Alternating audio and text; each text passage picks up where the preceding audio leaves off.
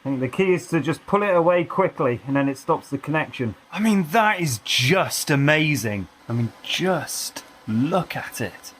And that was so fast as well. I can't do an etch test on the stainless. Let's do it on the mild steel. Right then, time for a proper test. This stuff is 10mm thick mild steel. I've got the settings on 100% power, 50 Hertz, and a width of 2mm.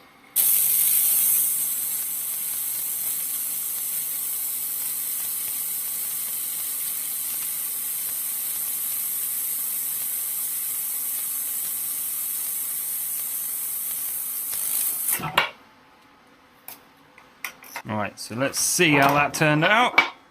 That is so small. The width of that weld came out to, yeah, 2mm.